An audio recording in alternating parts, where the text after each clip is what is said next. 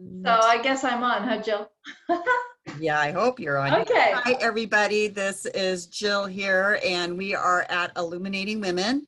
And I want to thank, I have Ariel's face here and I'm recording. I want to thank our speaker, Deborah Peterson. Deborah, are you there? Yes, I am. And you know what? I'm sorry. I know these lights the light above is glaring on my glasses, but oh well. So You're doing just fine. You're doing just fine. So I want to thank you for coming here tonight. And for whatever reason, can everybody see Deborah? Nope. All right. No? What's going on? We can't see Deborah. Now I can. She was. Now It depends on their settings. Okay. Everybody has to change their own settings to have it be speaker view or gallery view. All right. So speaker view. All righty. So there we go. So I want to thank everybody. This is Girls Night Out. This is Living Our Life Golden. And Deborah Peterson is our first speaker. And Deborah, welcome, and share with us tonight. You know, inspire, especially at this time when a lot of us are in lockdown because of the COVID-19. Share with us, you know, a little bit about your story and some anecdotes and things what is it about living life golden? Okay, so yeah, you know what? By the time you get to be my age, and I'm going to tell you, I'll be 69 next month. Yeah, you can all gasp now, right? Okay. Okay, so you know, so by the time you get to be my age, yeah, it's a journey. It's just a journey, and we're all on our own journey. I am 9 years out from breast cancer, and that took 8 months out of my life. And you know, that was a journey too. And so we're all on our own journeys. But I kind of want to start at the beginning. I learned a lot. We met earlier today to practice our Zoom thing, and I learned a little bit today about technology. So I'm going to share with you the beginning. Right. So let me try to do this. Oh my God. Hold on a minute. Let me try to do this, okay? Oh my God. No, wait. I got to do this. Hold on a minute. Bear with me. She's trying to screen share. Hold on. I got some pictures. She can do it. I taught her to. Okay. I got some pictures, okay? So I was born in rural New England, and this is the family home. Now, some of you may be old enough to remember the movie Peyton Place. If you do, that's where I was born, gazebo and everything. And my family was kind of like the Harringtons. My grandmother was the matriarch of the town. My grandfather was the chief of police. And my dad tells a story of how when he was dating my mom, they were up at the town dump necking. And a police officer comes by and says, you know, give me your ID. And he shows him my ID, and he says, any relation to the chief? And he says, yeah, I'm his son. He says, no harm done. They kept doing what they were doing.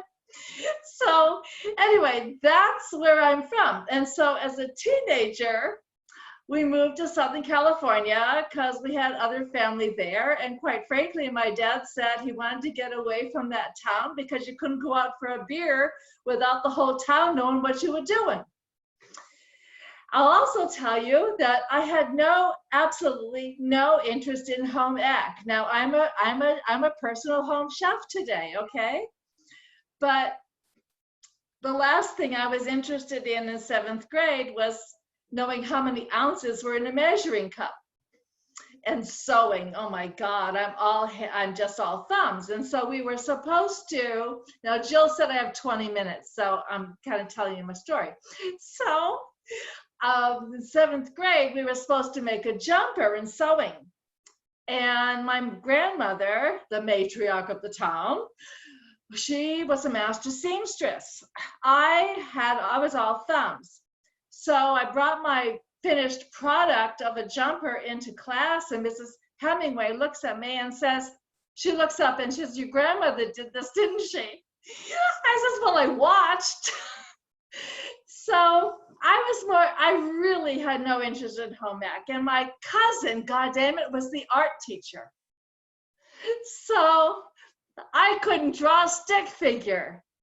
Everyone in my family was artists, not me. So I had me sit up in the front of the room and everyone had to draw me.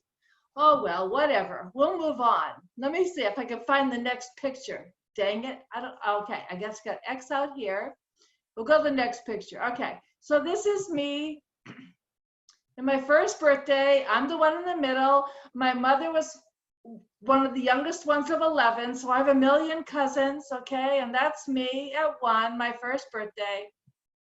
All right, and this is me again. Now remember, we had, okay, so my grandparents had a large property, the farmhouse, and that was the elementary school that they had sold that piece of property up here for the school. So that's me, probably, I don't know, maybe 1.5 or so, I don't know. Okay, so back up, okay, so here's kindergarten.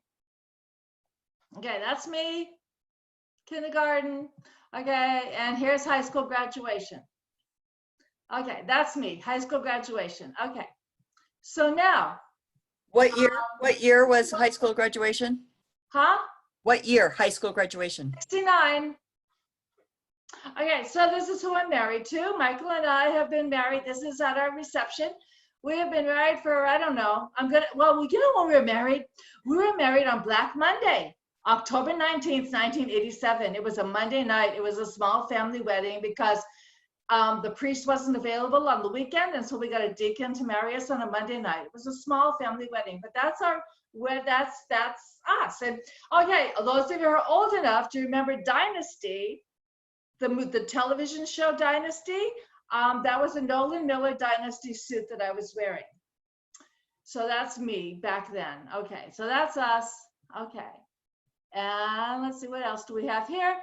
Then 7 years later, we adopted Eric. This is our son Eric at our adoption ceremony. He's from South Korea. So there we are with our judge. And this is our family now. Okay, this is Eric, our son, and his fiance, and Cassia. And then we have Mackenzie, who is 7, and Bailey, who is 8 months. Okay, what else do we have here? Oh, and this is my girl. Okay, my girls. Okay, there they are today. This was just recently, like a few days ago. And this is Kira, our dog. She's a Husky Shepherd. She has cancer right now, but we've got her maybe for another year. She's doing good. What do we got here? Oh, here we are. Okay, so now here we am. This is my work attire. Hey, you know when this was taken at the, where you guys took this, at, you know, the decorating place. So this was the night that we did our Illuminating Women thing. Okay. All right, so these are just some pictures of what I do. So I'm a personal home chef. I launched my company 3 or 4 years ago. And I started out catering to the Woodinville wine country, and that's where the vineyard catering comes in. I rented a space in a commercial kitchen. I had a love-hate relationship with the commercial kitchen. And during that year, I had an opportunity, and I know I told some of you this. Okay, I'm going to go back to me. Well, maybe. I don't know. I'll find it. Hello, how do I get back to me, Jill? Oh, shoot. Can you see me? So right above you, Deborah, right above you is the stop share button.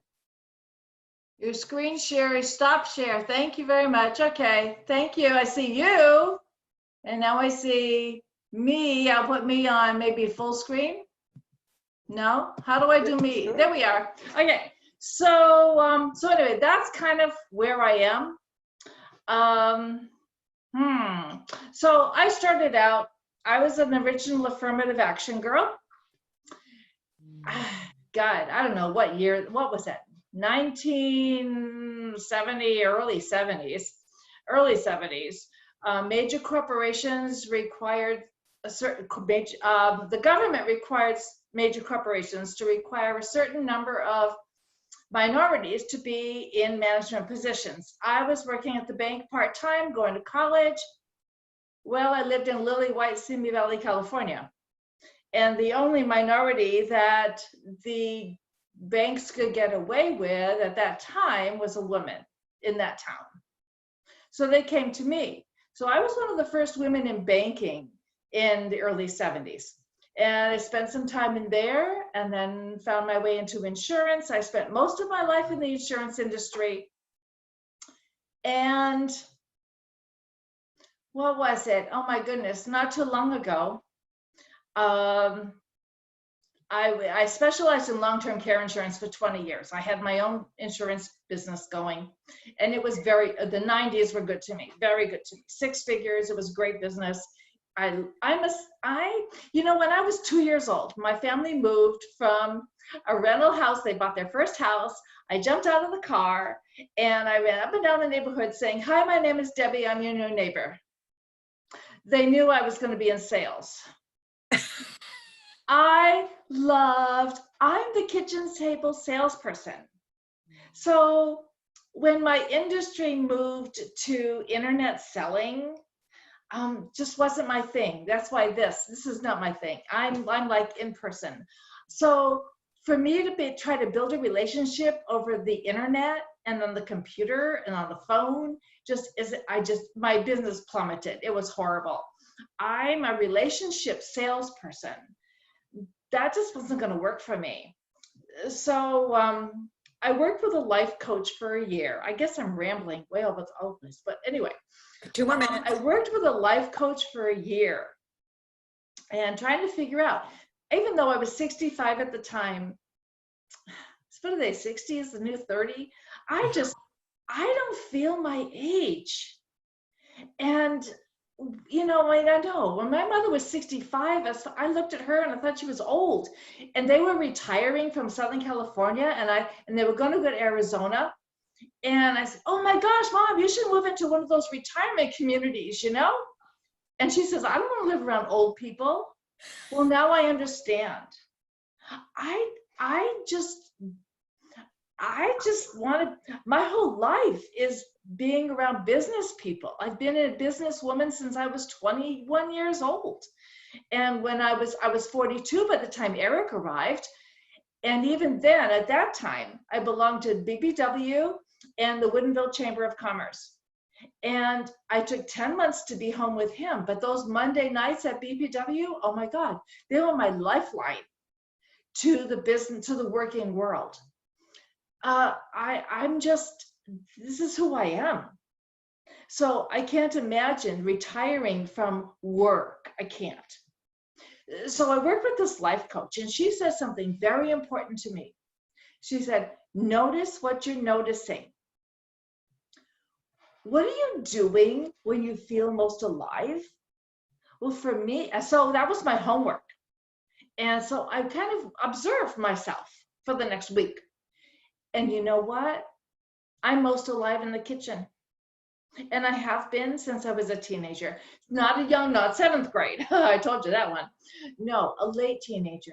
I remember as a late teenager, I would sit, my mother and I would make lasagna and spaghetti and meat sauce, but you know what? She wasn't a great cook. It was her sisters who were the ones who loved cooking. My aunt would serve a baked Alaska for dessert with the flame and everything.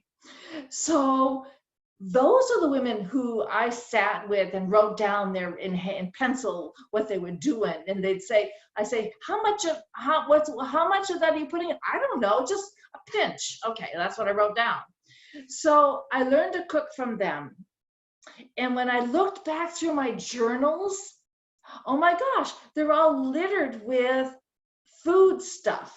So I knew I should have been in food all my life, but I didn't have the mentors back then.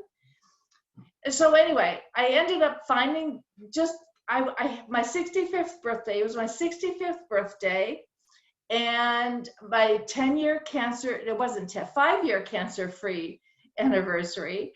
And so I decided I was going to have a birthday party for myself. And I was going to have it at a winery. Well, Davenport Wineries had an in-house restaurant, and Chef Anne Marie was the caterer in-house. So this was perfect. Well, at the time, that's when I was working with this life coach, and I really wanted to do something in food. She ended up mentoring me. and after that party, after she catered my party. And I ended up interning with her for a year. No money, just interning for free. And I took lots of classes at Sizzle's Cooking School. In fact, I was in their 16-week skills master's course. And Deborah, what age were you again when you did this? 65, 66. Hear that, ladies? That's when she went and did all of this. Go ahead, keep going. Yeah. So again, I don't feel my age. And you know what? It wasn't until this last week they keep reminding me how old I am that I didn't want to even deal with it. Now I'm told every day how old I am. You look great. You look great. So in your final few things, what would you say are important for living a golden life? Notice what you're noticing. That's the most important words I can share with you. Notice what you're noticing. What are you doing when you feel most alive? Sherry Sheppel isn't on this call, but I'm going to tell you she feels most alive when she's in her garden. Tammy Smith is not on this call, but she feels most alive when she's in her garden. Notice what you're noticing. What are you doing when you feel most alive? That's where you belong. That's where you belong. Yep. Awesome. Wow. What a powerful story. Lots of great things. Thank you so much. We appreciate you sharing. And as you know, this is every time she presents, we always get more golden nuggets. And like I've learned how to cut a pepper. Do everybody remember when she taught us how to cut a pepper? I still remember how to cut a pepper, and it works. And she was right. And Deborah, just thank you again for taking time and sharing with us. Can I say one more thing? You bet. Never stop learning. Because I'm learning all the time. Right now, I focus on helping people who have special dietary needs.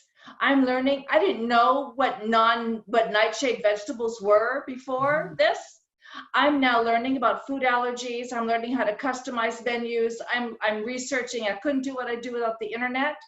So never stop learning about, whatever it is you're interested in. Continue to learn until the day you die.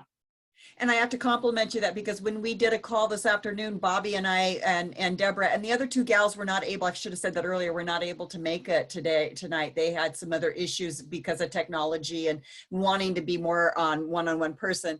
And it was wonderful because Deborah hasn't done really Zoom, and I had to show her, and she just like, okay, bring it on, let me do it. And I'm like, I was sitting there going, I want to be like that. I feel I am going to live and enjoy my golden years, my older time in my life, because I'm constantly learning, constantly willing to do that. And I love what you said about noticing, because right now we're getting an opportunity to do some deep noticing. So Deborah, once again, thank you, thank you, thank you. So now I get to bring on good old Bobbi. Yeah, Bobbi. So I'm going to do this because this is Bobbi. And yeah, it is. And she's always the class clown, and she's always funny, but she too has had her own hard knocks and her own time in life. And she's here to give us some really beautiful golden nuggets. So everybody, if you welcome Bobbi to this place for our last speaker before we end tonight. Go Bobbi. Yay. So I'm supposed to go full screen? You, yeah, I can see you. There you go. Remember to speak up to sit up to the speaker. You're on full screen now, so I must have not done that right. You did fine. You did fine, Bobbi. You just talk and it will automatically. Everybody else is muted, so you will be full screen if people have that setting. Don't ever tell me just talk. That's a dangerous command. Okay. Thanks. This is kind of fun.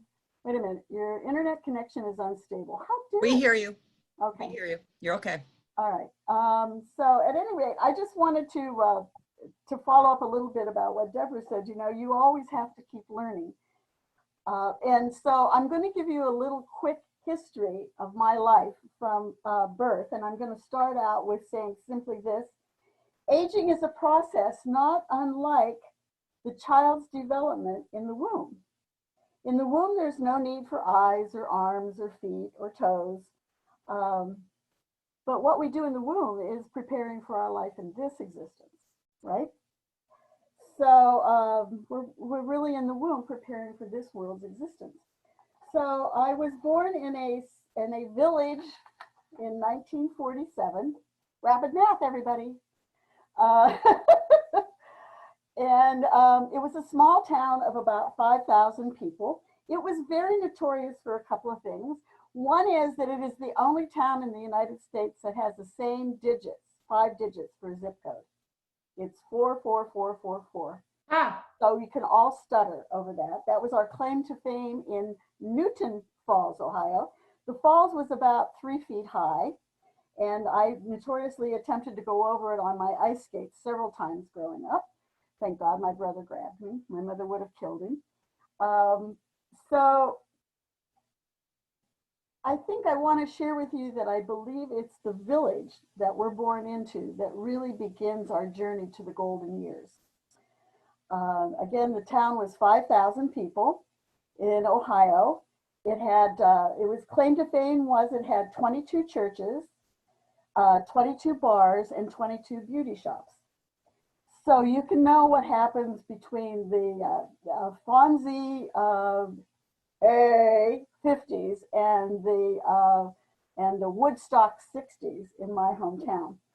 And in fact, in my hometown, people knew more about what you were going to do before you knew what you were going to do. And that was the village that raised me.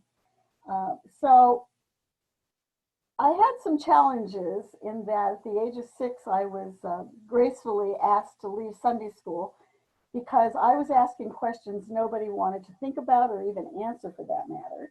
And so if I come on to you at a meeting and I'm asking you all these questions, it's because I got asked a lot of questions. And so they called my parents and told them to come and get me, that I was disruptive. And I'll tell you, the thing that got me most was, you mean all those children in China who don't believe in Jesus Christ are going to go to hell? Now, I was 6 years old when I made that statement. They asked me to leave. So I grew up in a small high school in a kind of, it was a part of Youngstown, Ohio. It was steel mills, farming, and it was the 60s was my high school years and also my college years. Had a great time, but I was very naive actually. And it was just my mom and I. And so I spent some time thinking, but one of the things that really shocked me was that in this town of 5,000 people with 22 churches, these were only all Christian churches. There wasn't Jewish, there wasn't Buddhist, there wasn't anything like that. And I really wondered about that because I kept thinking, what is the rest of the world here? So maybe I was ahead of my time. I think the first huge trial that I had in my life was at adulthood. And by that time I had gone to college, even though my father said, don't go to college, you're just gonna get married and have children. I went to college, I got a degree in biochemistry. I worked at Harvard Medical School with a Nobel Prize winner in the field of immunology in the early 70s. And from there, I ended up in California. And I had my first child when in fact, she just had a birthday yesterday, when I was about 30 years old. My mom was my hero.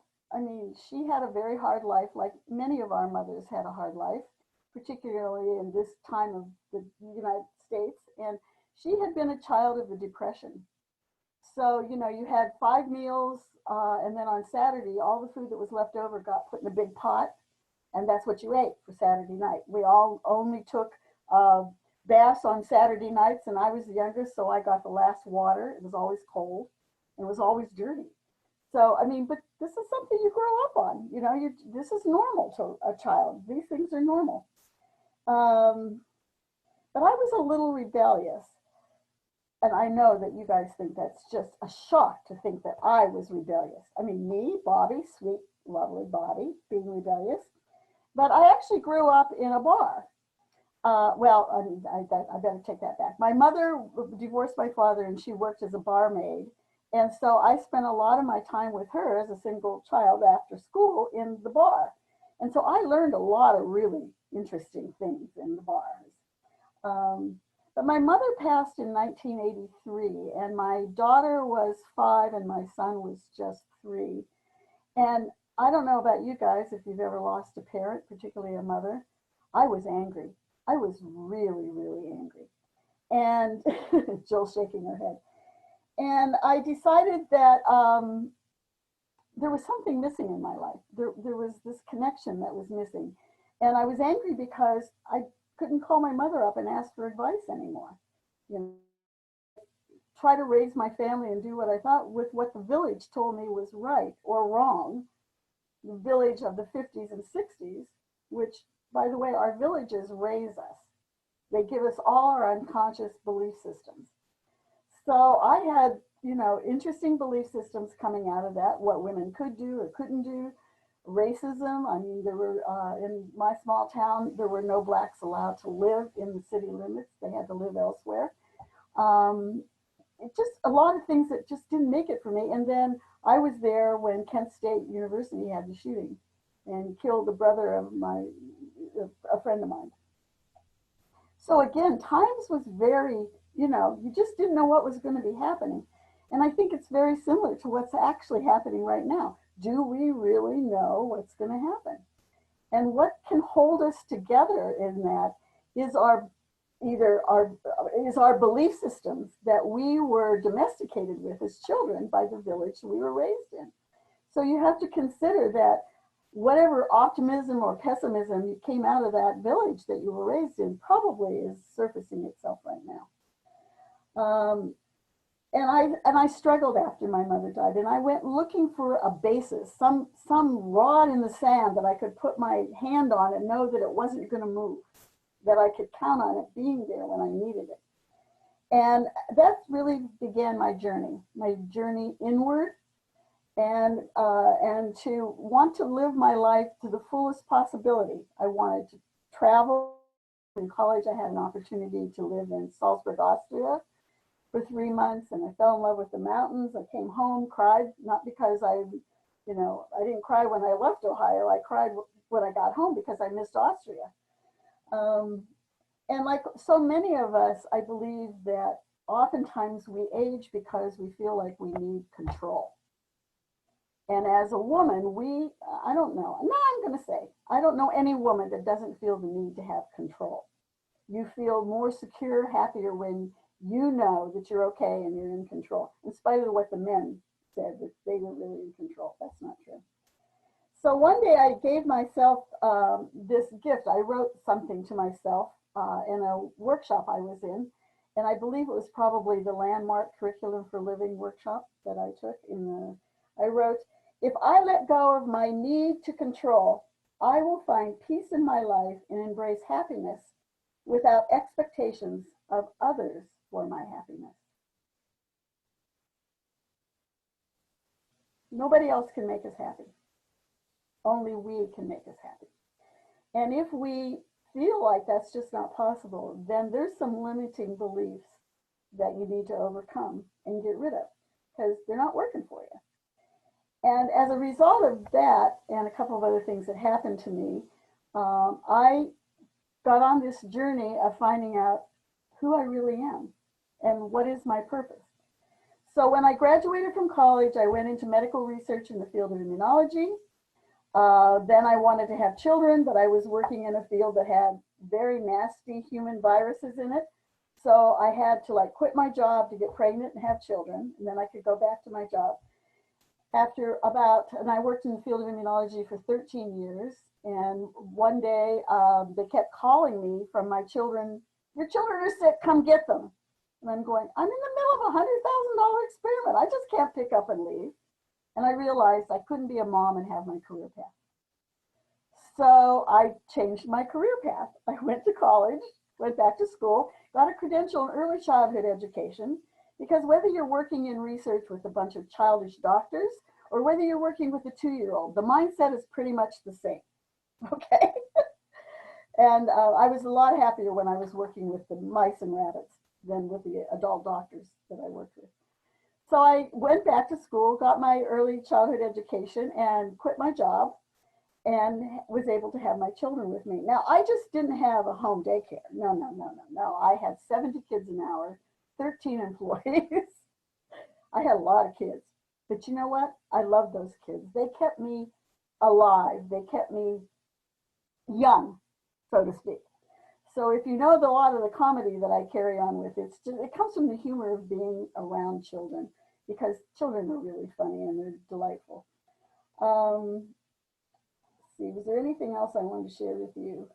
Oh, after I had my early childhood education experience, the Cold War ended, my husband's job ended, and we were going to have to relocate. So I had to sell the school, because you can't run a school in distance. So, but 2 weeks after I signed the papers to sell my preschool, my husband got a job in San Diego again. So I took a year off and started volunteering at my friends' businesses. And I landed in a DJ's office. And I just came in and said, "Hey, Greg, what are you doing? I want to volunteer." About 3 weeks later, I was running the sales department of his DJ office, and great fun, because I went from research, working with adult male children, to a preschool, working with children I loved. Loved the kids, hated the parents, loved the kids. Then I went to the entertainment business, again, working with children, because my my employer was one of the well-known disc jockeys for bar and bat mitzvahs in San Diego County. So again, working with children. So that was kind of my career path. And then into that, I saw a flyer come across our desk, and I thought, I want to see the bigger picture. I want to do some traveling. I don't want to stay here in San Diego. I landed a job with a event production company. And I was the general manager, and there was the owner of the company and 2 workers part-time, and they did about $600,000 their first year. I came on board, and within 2 years, we did $2 million. We were rocking the event planning business all over the United States. What great fun. Again, working with kids. So, that's where my sense of humor comes from. I guess, Jill, how much time do I have, sweetie? Just a few more. If you can just kind of finish up where you are now and give us a couple of what lessons you've learned along that this is, but what I love about these stories, and I think a lot of us can is that both you and Deborah, you did certain things and they were successful, but you kept moving and you kept in motion. And I love what you're talking about, Bobbi, because you and I have had lots of conversations, is that the mind. And how powerful the mind is. And we will spend so much money on cosmetics or whatever to try to make ourselves feel younger when Dr. Anna will even talk about, and you know, share, it's that mindset. So you've gone through all these things. So just, finishing up where you are and giving us some golden nuggets would be good. Okay, well, I have several golden nuggets. One of the things that I've done since I released my marriage of 40 years, in 2015, I looked at my marriage certificate, and it said good for 40 years, and I said, great, I'm done, I'm out of here, because I was ready to reinvent myself again, and I didn't, and I couldn't do that within where I was married. So I always try to get people to pick 3 words to live by in your life, and those 3 words, and can be anything that resonates with you, but if anything comes to you during that year, you need to pass them through those words, because those words for that time in your life were words that meant something to you. So when I divorced my husband and decided to go find my love in the mountains, I chose the Cascades. I had been in Peru and fell back in love with mountains in the Andes and had always loved the Alps. So I came to the Cascades. And the words I had when I moved up here was change, choose, enjoy.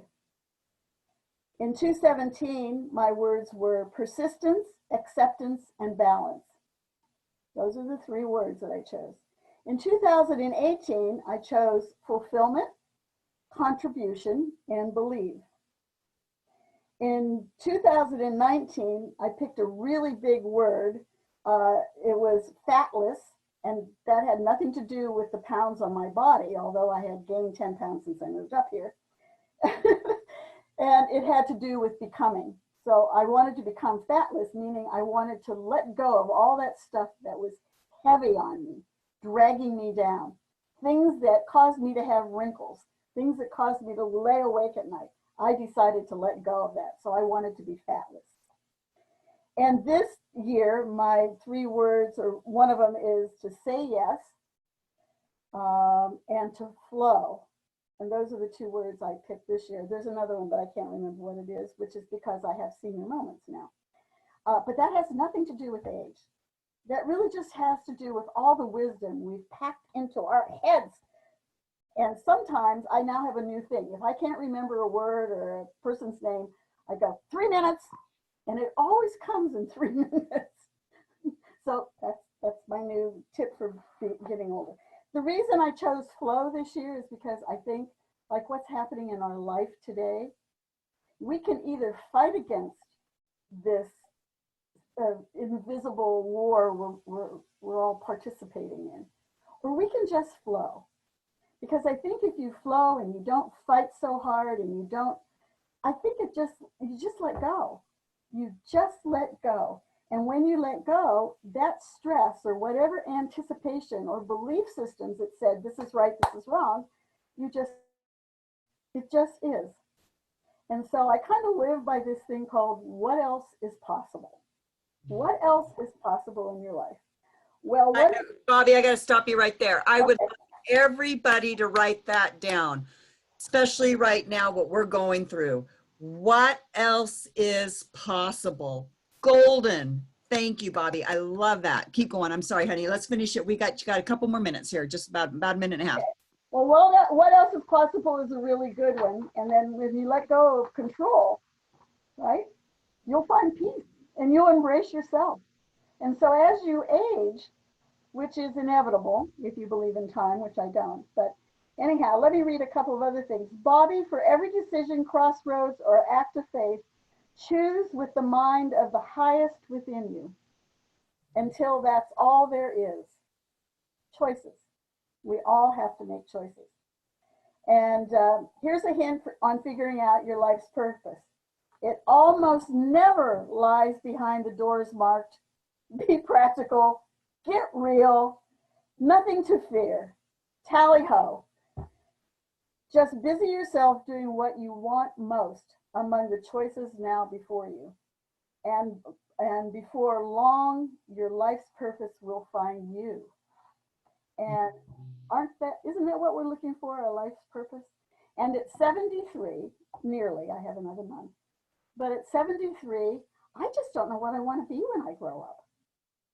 Okay, guys, send me a suggestion. I'm ready.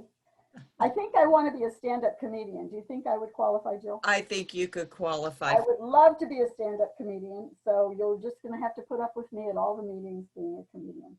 I am not worthy. You are not. Oh, Bobbi, thank you. Thank you. So I'm going to turn off this recording. This recording will go on the community page for everybody to want to check in and listen from these 2 dynamic women, and stay tuned with where we are at Illuminating Women. You can find that on the community page at illuminatingwomen.com.